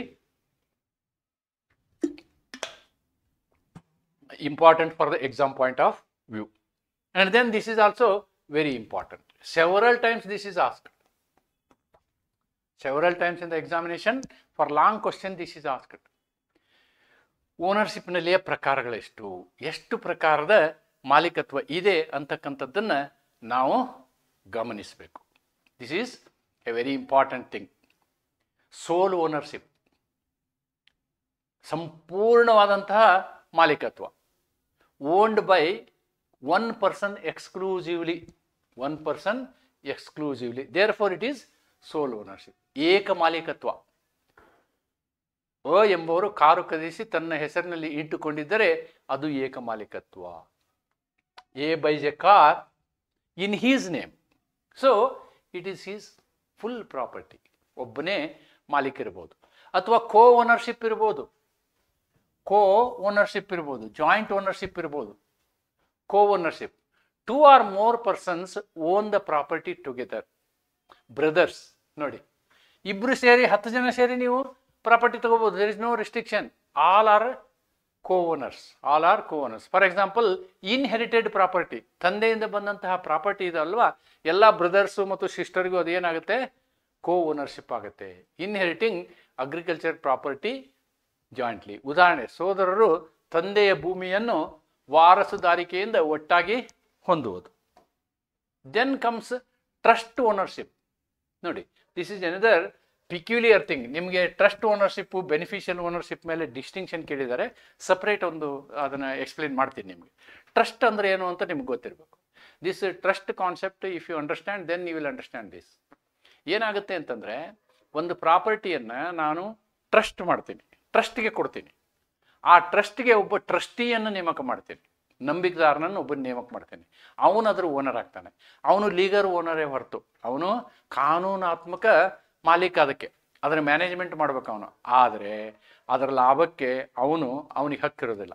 ಲಾಭವನ್ನು ಇನ್ನೊಬ್ರಿಗೆ ಕೊಡೋಕೆ ವ್ಯವಸ್ಥೆ ಮಾಡ್ತೀವಿ ನಾವು. There is A makes a trust and B is a trustee. B is a trustee, and there is one more person called C. C is a beneficiary. ಇದು beneficiary. ಇವನಿಗೆ ಲಾಭ ಬರ್ತದೆ. ಅದರ ಲಾಭ ಎಲ್ಲ ಯಾರಿಗೆ ಹೋಗ್ಬೇಕು? ಸಿಗೆ ಹೋಗ್ಬೇಕು. ನನಗೆ ತುಂಬ ವಯಸ್ಸಾಗಿದೆ, ನಾನೇನು ಮಾಡ್ತೀನಿ ಅಂತಂದರೆ ಒಂದು ಟ್ರಸ್ಟ್ ಮಾಡ್ತೀನಿ. ಆ ಟ್ರಸ್ಟ್ಗೆ ಒಬ್ಬ ವ್ಯಕ್ತಿಯನ್ನು ಅಪಾಯಿಂಟ್ ಮಾಡ್ತೀನಿ. ಅವನಿಗೆ ನಾನು ಟ್ರಸ್ಟಿ ಅಂತ ಹೇಳ್ತೀನಿ. ಆ ಟ್ರಸ್ಟಿಗೆ ನಾನೇನಾದರೂ ಸಂಬಳ ಕೊಡ್ಬೋದು. ನೀನು ಇಷ್ಟು ಸಂಬಳ ತಗೊಳಪ್ಪ, ನನ್ನ ಎಸ್ಟೇಟ್ ಇದೆ, 300 ಎಕರೆ ಎಸ್ಟೇಟ್ ಇದೆ, ಎಸ್ಟೇಟನ್ನು ನೀನು ಮ್ಯಾನೇಜ್ ಮಾಡು. ಆ ಎಸ್ಟೇಟ್ ಮ್ಯಾನೇಜ್ ಮಾಡಿದ ಮೇಲೆ ಅದರಿಂದ ಬಂದಂತಹ ಮೆನ್ಸೆ ಪ್ರಾಫಿಟ್ ಏನಿದೆಯಲ್ಲ, ಅದು ಎಲ್ಲನೂ ನೀನು ನನ್ನ ಮೊಮ್ಮಗನಿಗೆ ಕೊಡಬೇಕು, ನನ್ನ ಮೊಮ್ಮನಿಗೆ ಅದನ್ನು ಕೊಡಬೇಕು. ನಿನಗೆ ಇಷ್ಟು ಸಂಬಳ. Therefore here B is a legal owner but C is a beneficial owner ಅನ್ನೋದನ್ನು ತಿಳ್ಕೋಬೇಕು. Property is held by a trustee. ನೋಡಿ, ಇವನು trustee for the benefit of another person. That benefit of another person is this. A temple trustee holds property for the benefit of deity and devotees. ನೋಡಿ, ಯಾವುದೋ ಒಂದು ದೇವಸ್ಥಾನದ trustee ಇದ್ದ ಅಂತ ಇಟ್ಕೊಳ್ಳಿ. ಆ ಟ್ರಸ್ಟಿಯ ಕೆಲಸ ಏನು ಅಂತಂದರೆ, ಆ ಟೆಂಪಲ್ಲಿನ ಆಸ್ತಿಯನ್ನು ಅದರ ಭಕ್ತರ ಉದ್ದೇಶಕ್ಕಾಗಿ ಇಟ್ಕೊಳ್ಳೋದು. ಅದು ಬಂದಂಥ ಲಾಭ ಎಲ್ಲ ಭಕ್ತರಿಗೆ ಹೋಗಬೇಕು. ದೇವಾಲಯದ ಟ್ರಸ್ಟಿ ದೇವರ ಹಾಗೂ ಭಕ್ತರ ಪ್ರಯೋಜನಕ್ಕಾಗಿ ಆಸ್ತಿ ಹೊಂದಿರುವುದು. ನಾನು ಪ್ರಾಕ್ಟಿಕಲ್ ಎಕ್ಸಾಂಪಲ್ ಅನ್ನು ಹೇಳಿದೆ. Both are safe. Then comes legal ownership. The ownership which is protected by law is legal ownership. Protected by law is legal ownership. Certain things are such that unless it is registered, it will not be a valid ownership. It will not be a valid ownership. Register ಆಗಲೇಬೇಕು. Register ಆದ್ರೆ ಮಾತ್ರ ಅದು ನಿಮಗೇನಾಗುತ್ತೆ, ಕಾನೂನಾತ್ಮಕವಾಗಿ ಮಾಲೀಕತ್ವ ಸಿಗ್ತದೆ, ಇಲ್ಲ ಅಂದ್ರೆ ಸಿಗೋದಿಲ್ಲ. Ownership recognised and protected by law. Registered land ownership in revenue records. ನೋಡಿ, ನೀವು ಒಂದು 30-40 ಸೈಟ್ ತೊಗೊಂಡಿರಿ ಅಂದರೆ ಅದು ರಿಜಿಸ್ಟರ್ ಆಗಬೇಕು, ಅದಕ್ಕೆ ಖಾತಾ ಆಗಬೇಕು. ಸಬ್ ರಿಜಿಸ್ಟರ್ ಆಫೀಸಲ್ಲಿ ರಿಜಿಸ್ಟರ್ ಆದಮೇಲೆ ನೀವು ಅದಕ್ಕೆ ಕಾನೂನಾತ್ಮಕವಾಗಿ ಏನಾಗ್ತೀರಿ, ಮಾಲೀಕ ಆಗ್ತೀರಿ, ಇಲ್ಲಾಂದರೆ ಮಾಲೀಕ ಆಗೋದಿಲ್ಲ. This is what is legal ownership, right? Then equitable ownership. ನೋಡಿ, this is another. Actually law makes you justice, court makes you the owner. Court makes you the owner. Ownership recognised by equity courts in English law. In English law ನಾ ಹೇಳಿದ್ನಲ್ವಾ. See here in this legal ownership comes only when it is your property is registered. ಕೆಲವೊಂದು ಸಂದರ್ಭದಲ್ಲಿ ಏನಾಗುತ್ತೆ ಅಂತಂದರೆ, ನೀವು ಪ್ರಾಪರ್ಟಿನ ಇನ್ನೊಬ್ಬರಿಗೆ ಕೊಡ್ತೀರಿ, ಅವನು ನಿಮಗೆ ದುಡ್ಡು ಕೊಡ್ತಾನೆ, ನೀವು ಡೀಡ್ ಅಗ್ರಿಮೆಂಟ್ ಮಾಡಿರ್ತೀರಿ, ಆದರೆ ರಿಜಿಸ್ಟ್ರೇಷನ್ ಆಗಿರೋದಿಲ್ಲ. ಆಮೇಲೆ ಏನಾಗುತ್ತೆ ಅಂತಂದರೆ, ರಿಜಿಸ್ಟ್ರೇಷನ್ ಕರೆದ್ರೆ ನಾನು ಹೋಗೋದಿಲ್ಲ. ಯಾಕೆ? ನನ್ನ ದುಡ್ಡೆಲ್ಲ ಬಂದಾಗಿದೆ, ಆರಾಮಾಗಿದ್ದೀನಿ, ನಾನು ರಿಜಿಸ್ಟ್ರೇಷನ್ಗೆ ಬರೋದಿಲ್ಲ. Then what? Then comes this concept equitable ownership. ನೋಡಿ, a buyer who has paid consideration but not yet registered the sale deed still has a equitable ownership, but he has to give the proof. ನಾನೇನು ಮಾಡಿದ್ದೀನಿ, ದುಡ್ಡನ್ನ transfer ಮಾಡಿದ್ದೀನಿ, NEFT ಮಾಡಿದ್ದೀನಿ, 40 lakh NEFT ಮಾಡಿದ್ದೀನಿ. 40 lakh NEFT ಮಾಡಿರೋ record ಇದೆಯಲ್ಲ, that will help you in winning the case in the court. ಎಲ್ಲ ನೀವು ಕ್ಯಾಶ್ ಕೊಟ್ಬಿಟ್ರೆ ಗೋವಿಂದ, ಎಲ್ಲ ನೀವು ಕ್ಯಾಶ್ ಕೊಟ್ಟರೆ ಆಗೋದಿಲ್ಲ. ಅಂದರೆ ಕಾನೂನು ನಿಮ್ಮನ್ನು ರಕ್ಷಿಸ್ತದೆ. That is what is known as ನ್ಯಾಯಸಮ್ಮತ ಮಾಲೀಕತ್ವ. ರಿಜಿಸ್ಟ್ರೇಷನ್ ಆಗಿರೋದೇ ಇಲ್ಲ. For example, a insurance policy is taken, the moment you pay the insurance premium, ಅಕಸ್ಮಾತು ಇನ್ಶೂರೆನ್ಸ್ ಪೇಮೆಂಟ್ ಮಾಡಿದ ದಾಖಲೆ ಇದ್ರೆ ಸಾಕು, ಅವತ್ತಿನ ದಿನದಿಂದ ನಿಮ್ಗೆ ಇನ್ಶೂರೆನ್ಸ್ ಕವರ್ ಆಗುತ್ತೆ. ಬಟ್ ನೀವು ಪೇಮೆಂಟ್ ಮಾಡಿಲ್ಲ ಅಂದ್ರೆ ಆಗೋದಿಲ್ಲ. Even if policy is issued but payment is not done, then it is not it will not be effective. Therefore court will come into picture. ಅದಕ್ಕೆ ಇಕ್ವಿಟಿ ಕೋರ್ಟ್ಸ್, ಇಂಗ್ಲೆಂಡ್ನಲ್ಲಿ equity courts ಅಂತ, ಭಾರತದಲ್ಲಿ civil courts ಕೂಡ ಇದನ್ನು ನಿಮಗೆ ಈ ನ್ಯಾಯವನ್ನು ಕೊಡ್ತೇವೆ. ಕಾರ್ಪೊರಲ್ ಓನರ್ಶಿಪ್ಸ್. ಕಾರ್ಪೊರಲ್ ಓನರ್ಶಿಪ್ಸ್ ಅಂದರೆ ಯಾವುದು ನಿಮ್ಗೆ ಕಾಣುತ್ತೋ ಅದನ್ನು ನೀವು ಖರೀದಿ ಮಾಡಿದರೆ corporeal ownerships, that's it. In corporeal ownerships ಯಾವುದು ಕಣ್ಣಿಗೆ ಕಾಣೋದಿಲ್ವೋ ಅಂದರೆ, ಫಾರ್ ಎಕ್ಸಾಂಪಲ್ ಕಾಪಿರೈಟ್ ಇದನ್ನೆಲ್ಲ ಎಕ್ಸ್ಪ್ಲೇನ್ ಮಾಡಿದ್ದೀನಿ, ಇದು ಕೂಡ ಒಂದು ownership. Very simple concepts, very very simple concepts of ownership, right? Then absolute ownership. Absolute ownership is that ownership where for that property you don't have encumbrances. You don't have encumbrances. ಯಾವ ಒಂದು ವಸ್ತುವಿನ ಮೇಲೆ full ownership with no restrictions, ಅದನ್ನು ನೀವು mortgage ಮಾಡಿರೋದಿಲ್ಲ, ಅದನ್ನು ಯಾರಿಗೂ ಬಾಡಿಗೆ ಕೊಟ್ಟಿರೋದಿಲ್ಲ, ಅದರಲ್ಲಿ ಈಸ್ಮೆಂಟ್ ಇರೋದಿಲ್ಲ, ಇಂಥ ಪ್ರಾಪರ್ಟಿಗೆ ನಾವೇನಂತೀವಿ ಅಬ್ಸಲ್ಯೂಟ್ ಪ್ರಾಪರ್ಟಿ ಅಂತೀವಿ. ಮಾರ್ಟ್ಗೇಜ್ ಅಂದ್ರೆ ನಾವೇನು ಮಾಡ್ತೀವಿ, ಆ ವಸ್ತುವಿನ ಡಾಕ್ಯುಮೆಂಟ್ಗಳನ್ನು ಬ್ಯಾಂಕಲ್ಲಿ ಇಟ್ಬಿಟ್ಟು ಲೋನ್ ತೊಗೊಂಡಿರ್ತೀವಿ, ಆವಾಗ ಲೋನಿನ ಎನ್ಕಂಬರೆನ್ಸ್ ಇರುತ್ತೆ, ಅದಕ್ಕೆ ಲೋನಿನ ಕಬ್ಜಾ ಇರುತ್ತೆ ಅಂತ ಹೇಳ್ತಾರೆ. ಎನ್ಕಂಬರೆನ್ಸು ಇರುತ್ತೆ ಅದರ ಮೇಲೆ. ಅಥವಾ ಯಾರಿಗೋ ಬಾಡಿಗೆ ಕೊಟ್ಟಿರ್ತೀವಿ, ಆವಾಗ ಏನಾಗಿರುತ್ತೆ, ಬಾಡಿಗೆದಾರನ ಹಕ್ಕು ಅದರ ಮೇಲೆ ಬಂದಿರುತ್ತೆ. ಅಥವಾ ಈಸ್ಮೆಂಟ್. What is easement? ಒಂದು ಪ್ರಾಪರ್ಟಿ ಇರುತ್ತೆ, ನೀವು ಇನ್ನೊಬ್ಬರಿಗೆ ಅಲ್ಲಿ ಹೋಗೋಕ್ಕೆ ದಾರಿ ಕೊಟ್ಟಿರ್ತೀರಿ, ಅದು that is also A legal requirement. ಆವಾಗ ಅದು ಫುಲ್ ಓನರ್ಶಿಪ್ ಆಗೋದಿಲ್ಲ. ಈಸ್ಮೆಂಟು ಅಲ್ಲಿ ನಿಮ್ಗೇನಾಗುತ್ತೆ, ಫುಲ್ ಓನರ್ಶಿಪ್ನ ಕಮ್ಮಿ ಮಾಡುತ್ತೆ, ಅಬ್ಸಲ್ಯೂಟ್ ಓನರ್ಶಿಪ್ನ ಕಮ್ಮಿ ಮಾಡುತ್ತೆ. ಇದು ಯಾವುದು ಇರಬಾರ್ದು. All these things are not there, then it is, ಇವು ಯಾವ ಇಲ್ಲ ಅಂದರೆ then it is absolute ownership, ಸಂಪೂರ್ಣ ಮಾಲೀಕತ್ವ ಅಂತ ಹೇಳ್ಬೋದು. ಲಿಮಿಟೆಡ್ ಓನರ್ಶಿಪ್ ಅಂದರೆ ಇವೆಲ್ಲ ಇರ್ತವೆ. Ownership restricted in terms of time, use or rights.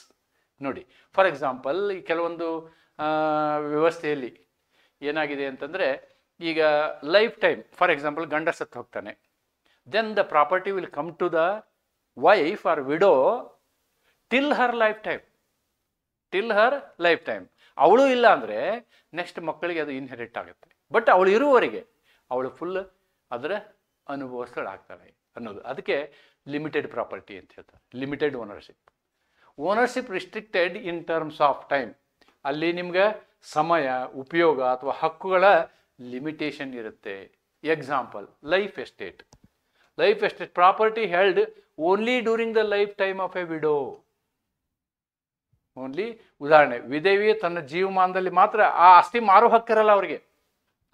ಆ ವಿಧವೆಗೆ ಆಸ್ತಿಯನ್ನು ಮಾರುವ ಹಕ್ಕಿರೋದಿಲ್ಲ. ಆದರೆ ಆ ವಿಧವೆ ಏನು ಮಾಡ್ಬೋದು ಅಂದರೆ, ಲೈಫ್ ಟೈಮಲ್ಲಿ ಬೇರೆ ಯಾರೂ ತೊಂದರೆ ಕೊಡಲಾರ್ದಂಗೆ, ಇವನ್ ಮಕ್ಕಳು ಕೂಡ ಅದು ಇಂಟರ್ಫಿಯರ್ ಆಗಲಾರ್ದಂಗೆ ಆಸ್ತಿ ಎಲ್ಲ ಲಾಭವನ್ನು, ಎಲ್ಲ ಮೆನ್ಸೆ ಪ್ರಾಪರ್ಟಿಯನ್ನು ಅವಳು ತೊಗೋಬೋದು. ಬಿಲ್ಡಿಂಗ್ ಇದ್ದರೆ ರೆಂಟ್ ತೊಗೋಬೋದು, ಹೊಲಗಳಿದ್ದರೆ ಮೆನ್ಸೆ ಪ್ರಾಫಿಟ್ ತೊಗೋಬೋದು. ಇವೆಲ್ಲವುಗಳನ್ನು ಅವಳಿಗೆ ತಗೊಳ್ಳುವಂಥ ಅಧಿಕಾರ ಇರುತ್ತೆ, ಆದರೆ ಮಾರುವ ಅಧಿಕಾರ ಇರೋದಿಲ್ಲ. ಸೊ ಇಟ್ ಈಸ್ ಸೀಮಿತ ಮಾಲೀಕತ್ವ ಅಂತ ಹೇಳ್ಬೋದು. It is A limited ownership. Okay, so then what is the, I have discussed so far, how many points I have discussed? About 9 types of ownerships are there. All these ownerships you have to write. All these ownership you have to write as I have detailed with examples you have to write in the examination. This is a very important concept. And then sometimes in the question paper this is asked. What is the trust and the beneficial ownership? Trust ಅಂದರೆ ಏನು, beneficial ownership ಅಂದರೆ ಏನು, ಇದರ ವ್ಯತ್ಯಾಸವನ್ನು ಕೇಳಿದಂಥ ಪ್ರಶ್ನೆಗಳನ್ನು ನಾನು ಎಕ್ಸಾಮಲ್ಲಿ ನೋಡಿದ್ದೀನಿ. ಫಸ್ಟ್ ಟ್ರಸ್ಟ್ ಅಂದರೆ ಏನು ನೋಡಿಬಿಡೋದು ಹೇಳಿದ್ದೀನಿ ನಿಮ್ಗೆ. ಟ್ರಸ್ಟ್ ಅಂದರೆ ಏನು ಅಂತ ಹೇಳಿದ್ದೀನಿ. Now let us see. In a trust property is legally vested in one person called trustee. ಹೇಳಿದ್ನಲ್ವ ನಾನು, ಕಾಲ್ಡ್ ಟ್ರಸ್ಟಿ.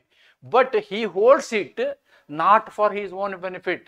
ಅವನು ಆ ಒಂದು ಪ್ರಾಪರ್ಟಿಯಿಂದ ಬರುವಂತಹ ಲಾಭಗಳಿಗೆ ಅಲ್ಲ ಅವನು ಇರೋದು, rather for the benefit of another person, ಇನ್ನೊಬ್ಬ ವ್ಯಕ್ತಿ, ಕಾಲ್ಡ್ ದ ಬೆನಿಫಿಷಿಯರಿ. ನಾನು ಹೇಳಿದ್ನಲ್ವಾ, there is B and C. Okay, let us take it as B and C. Here B is the trustee. C is the beneficiary. C is the beneficiary.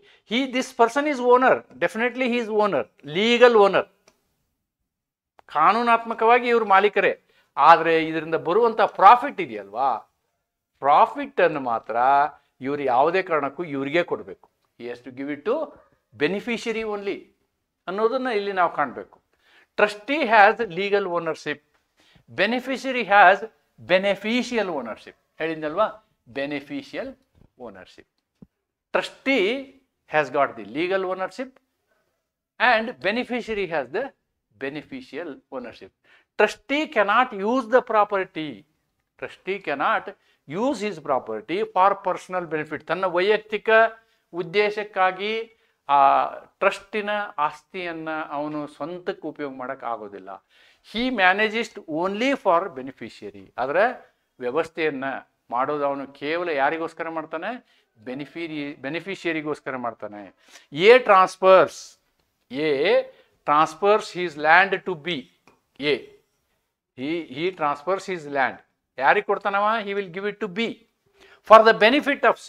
Then B is the legal owner, C is the beneficial owner. So here he is beneficial owner and he is legal owner. So ಈ ಒಂದು ವ್ಯತ್ಯಾಸ ನಿಮಗೆ ಗೊತ್ತಿರಬೇಕು. This is very, very important. Same thing I have explained it in Kannada here. Here also you can see trustee ಅರ್ಥ. ಟ್ರಸ್ಟಿನಲ್ಲಿ ಆಸ್ತಿ ಕಾನೂನಾತ್ಮಕವಾಗಿ ಒಬ್ಬ ವ್ಯಕ್ತಿಗೆ ಸೇರಿರುತ್ತದೆ. ಅವನಿಗೆ ನಾವು ಟ್ರಸ್ಟಿ ಅಂತ ಹೇಳ್ತೀವಿ, ಅವನಿಗೆ ಟ್ರಸ್ಟಿ ಅಂತ.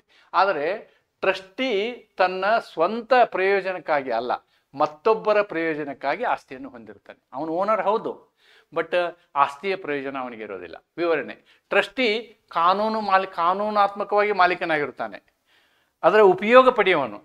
ಬಲ ಪಡೆಯುವನು ಅನ್ನೋದಕ್ಕಿಂತ ನಾವು ಇದನ್ನೇನು ಮಾಡ್ಬೋದು? ಉಪಯೋಗ ಪಡೆಯುವವನು. ಉಪಯೋಗ ಪಡೆಯುವವನು ಪ್ರಯೋಜನಾತ್ಮಕ ಮಾಲೀಕನಾಗಿರ್ತಾನೆ. ಟ್ರಸ್ಟಿ ಆಸ್ತಿಯನ್ನು ತನ್ನ ವೈಯಕ್ತಿಕ ಪ್ರಯೋಜನಕ್ಕಾಗಿ ಬಳಸಲು ಸಾಧ್ಯವಿಲ್ಲ. ಅದು ಉಪಯೋಗ ಪಡೆಯುವವನಿಗೆ ಮಾತ್ರ ಅದು ಅನ್ವಯ ಆಗುತ್ತದೆ. ಮಾತ್ರ ಅದು ಸೇರಬೇಕು, ಮಾತ್ರ ಅದು ಸೇರುತ್ತದೆ. ಉದಾಹರಣೆ: ಎ ಎಂಬವರು ಜಮೀನು ಬಿಗೆ ಕೊಡ್ತಾರೆ. ಎ ಎಂಬವರು ಜಮೀನನ್ನು ಬಿಗೆ ಬಲಪಡೆಯುವ, ಸಿಯು ಬಲಪಡೆಯುವಲ್ಲ, ಉಪಯೋಗ ಪಡೆಯುವ ಸಿಯ ಪ್ರಯೋಜನಕ್ಕಾಗಿ ಹಸ್ತಾಂತರಿಸಿದ್ದರೆ ಬಿ ಕಾನೂನು ಮಾಲೀಕನಾಗುತ್ತಾನೆ, ಸಿ ಪ್ರಯೋಜನಾತ್ಮಕ ಮಾಲೀಕನಾಗುತ್ತಾನೆ. This is the concept of trust. So trustee is a legal owner, beneficiary is a beneficial owner. Right? Here ನಾನು ಎಕ್ಸ್ಪ್ಲೇನ್ ಮಾಡಿದ್ನಲ್ವಾ ನಿಮಗೆ, ಒಬ್ಬ ವ್ಯಕ್ತಿ ತನ್ನ ಆಸ್ತಿಯನ್ನು ಇನ್ನೊಬ್ಬನಿಗೆ ಬರ್ಕೊಡ್ತಾನೆ ಟ್ರಸ್ಟ್ಗೆ, ಅವನ ಟ್ರಸ್ಟಿ ಮಾಡ್ತಾನೆ, ಅವನಿಗೆ ಸಂಬಳ ಕೊಡು. Trustee will get some remuneration, fixed amount ಕೊಡ್ತಾರೆ, ಬಟ್ ಪ್ರಾಪರ್ಟಿ ಲಾಭ ಅವನಿಗೆ ಕೊಡೋದಿಲ್ಲ. ಈ ಪಾಯಿಂಟನ್ನು ನೀವು ಕರೆಕ್ಟಾಗಿ ಅರ್ಥ ಮಾಡ್ಕೊಳ್ಬೇಕು. So this is concept of. Then what is beneficial ownership? ಇಲ್ಲಿ ಬೆನಿಫಿಷಿಯಲ್ ಓನರ್ಶಿಪ್ ಬರೀ ಟ್ರಸ್ಟ್ನಲ್ಲಿ ಮಾತ್ರ ಇರೋದಿಲ್ಲ, ಬೇರೆ ಕಡೆಗೂ ಇರುತ್ತೆ, ಅದನ್ನು ತಿಳ್ಕೊಬೇಕು ನೀವು. Beneficial ownership refers to real or practical ownership, where the person enjoys benefits of the property, though legal title may be in someone else's name.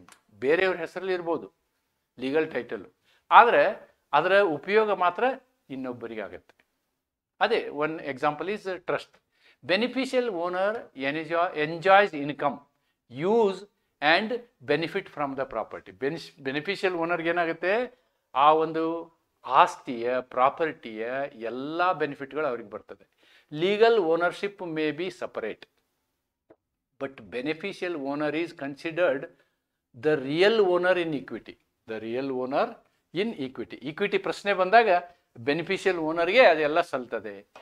Common in trust property, company shares, fiduciary relations, ಇಂಥ ಎಲ್ಲ ವಿಷಯಗಳಲ್ಲಿ ಇದು ಬರುತ್ತೆ. Example, if shares of a company R held in the name of X as a trustee but the dividends and the benefits belong to Y, right, then Y is the beneficial owner. ಎಕ್ಸ್ಗೆ ಏನು ಸಿಗೋದಿಲ್ಲ, X is keeping them as a trustee. For example, ನಿಮ್ದು share holding ಎಲ್ಲ ಮಾಡ್ತಾರಲ್ವ, ಸೆಬಿಯ ಮಧ್ಯ agents ಇರ್ತಾರಲ್ಲ, for them we can call it as they are trustees of the shares ಅನ್ನೋದನ್ನು ನಾವಿಲ್ಲಿ ಗಮನಿಸ್ಬೋದು. ಅದನ್ನೇ ಕನ್ನಡದಲ್ಲಿ ಹೇಳಿದ್ದೀನಿ. ಪ್ರಯೋಜನಾತ್ಮಕ ಮಾಲೀಕನು ಆಸ್ತಿಯ ಆದಾಯ ಉಪಯೋಗ ಪ್ರಯೋಜನವನ್ನು ಪಡೆಯುತ್ತಾನೆ. ಕಾನೂನು ಮಾಲೀಕತ್ವ ಬೇರೆ ಇದ್ದರೂ ಇವನು ನಿಜವಾದ ಮಾಲೀಕನಾಗ್ತಾನೆ.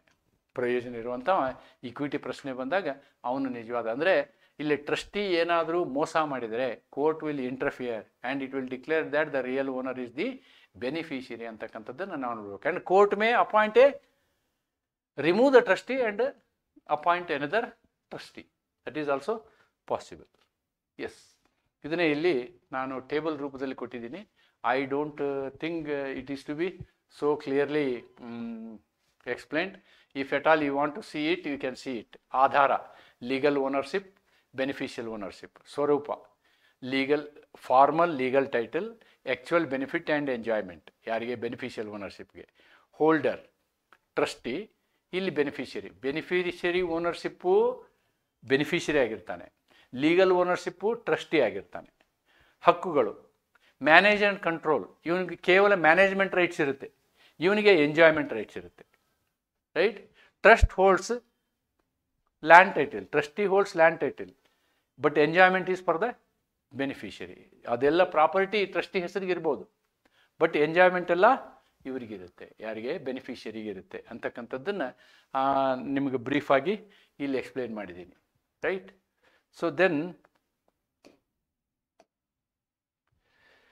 with this I can conclude this chapter. So ownership is a central institution in legal systems. ನೋಡಿ, ಕಾನೂನಾತ್ಮಕವಾಗಿ ಬಹಳ ಮಹತ್ವ ಇದಕ್ಕೆ, ಓನರ್ಶಿಪ್ಗೆ. It has evolved from collective to individual ownership. ಮೊದಲೇನಾಗಿತ್ತು, ಸಮೂಹಾತ್ಮಕ ಓನರ್ಶಿಪ್ ಇತ್ತು, ಆಮೇಲೆ ಈಗ ಇಂಡಿವಿಜುವಲ್ ಓನರ್ಶಿಪ್ ಆಗಿದೆ. Ownership is not absolute today. ಈಗ ಓನರ್ಶಿಪ್ ಎಬ್ಸಲ್ಯೂಟ್ ಅಲ್ಲ, but Roman ownership was absolute, but not now, subject to social welfare and statutory limitations. It represents the highest right recognized by law that a person can have over a thing. ಒಂದು ವಸ್ತುವಿನ ಮೇಲೆ ಅತ್ಯಂತ ಹೆಚ್ಚಿನ ಹಕ್ಕುಗಳನ್ನು ಹೊಂದುವ ವ್ಯವಸ್ಥೆ ಏನಂತೀವಿ ನಾವು, ಅದಕ್ಕೆ ಓನರ್ಶಿಪ್ ಅಂತೀವಿ. ಮಾಲೀಕತ್ವವು ಕಾನೂನು ವ್ಯವಸ್ಥೆಯ ಪ್ರಮುಖ ಅಂಗವಾಗಿದೆ.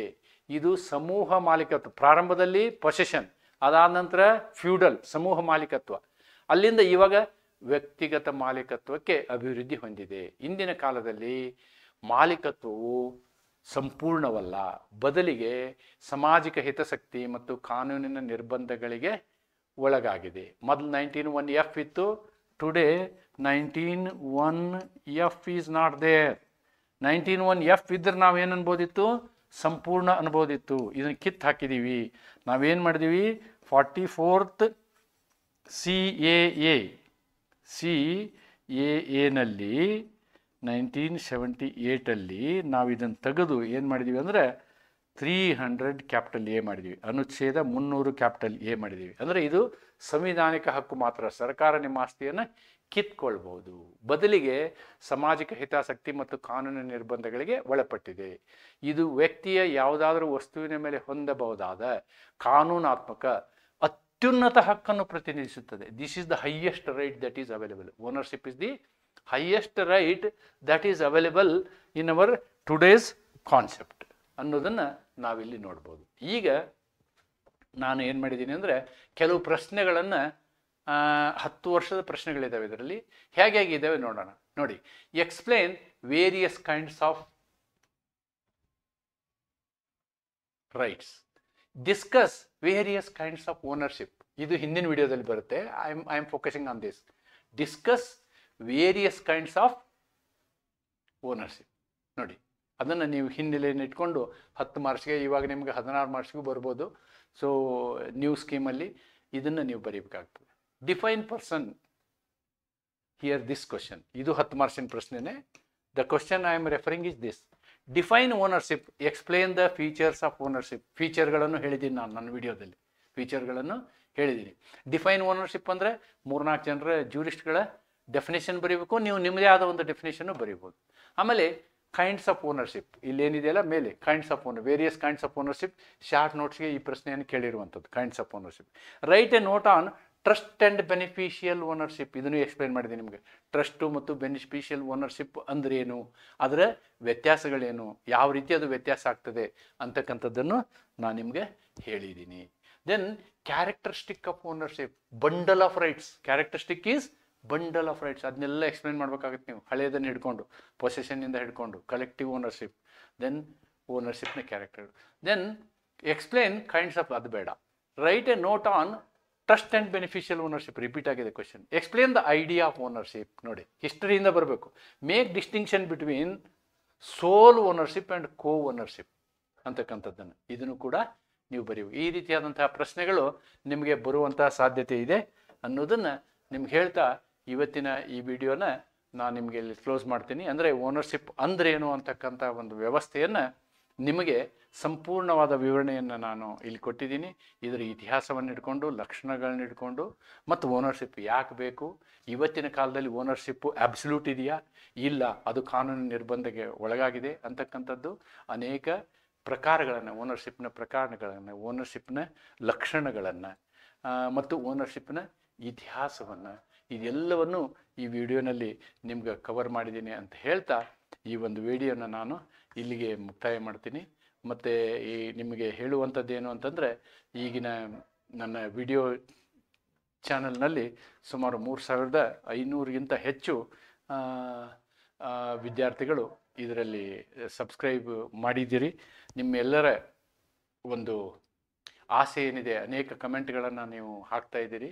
ಇನ್ನೂ ನಿಮ್ಮ ಸೂಚನೆಗಳು, ಸಲಹೆ ಸೂಚನೆಗಳು, ನಾನು ಅವುಗಳನ್ನು ಸ್ವಾಗತಿಸ್ತೀನಿ ಮತ್ತು ನಿಮ್ಮೆಲ್ಲ ಮೆಚ್ಚುಗೆಗೆ ಕೃತಜ್ಞತೆಯನ್ನು ಹೇಳ್ತೀನಿ.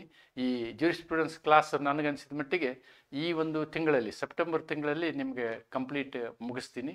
ಈಗ ಮುಂಬರುವ ವಿಡಿಯೋನಲ್ಲಿ, ನೆಕ್ಸ್ಟ್ ವಿಡಿಯೋನಲ್ಲಿ ನಾನು ನಿಮಗೆ ಪೊಸೆಷನ್ ಅಂದರೆ ಪೊಸೆಷನ್ಗೆ ಸ್ವಾಧೀನ ಅಂತ ಹೇಳ್ತೀವಿ, ಸ್ವಾಧೀನತೆ ಅಂದ್ರೇನು, ಪೊಸೆಷನ್ ಅಂದ್ರೇನು, ಆ ಪೊಸೆಷನ್ನ ಹಿಸ್ಟ್ರಿ, ಅದರ ಮೇಲೇನೂ ಅನೇಕ ಪ್ರಶ್ನೆಗಳಿವೆ. ಬಹಳ ಪ್ರಮುಖವಾದಂತಹ ಒಂದು ಚಾಪ್ಟರ್ ಇದು. ನಿಮಗೆ ಕೇವಲ ಪರೀಕ್ಷೆ ದೃಷ್ಟಿಯಿಂದ ಅಲ್ಲ, ನೀವು ನಾಳೆ ಒಬ್ಬ ಯಶಸ್ವಿ ಸಿವಿಲ್ ನ್ಯಾಯವಾದಿಗಳಾಗಬೇಕು ಅಂತಂದರೆ ನಿಮಗೆ ಇದರ ಕಾನೂನನ್ನು ಮೂಲ ಜ್ಯೂರಿಸ್ಪ್ರುಡೆನ್ಸ್ ಇದು ಅರ್ಥ ಆಗೋದು ಬಹಳ ಮುಖ್ಯ ಅನ್ನೋದನ್ನು ಹೇಳ್ತಾ ಇವತ್ತಿನ ವಿಡಿಯೋನ ಇಲ್ಲಿ ಮುಕ್ತಾಯ ಮಾಡ್ತೀನಿ. ನಮಸ್ಕಾರ, ಥ್ಯಾಂಕ್ ಯು.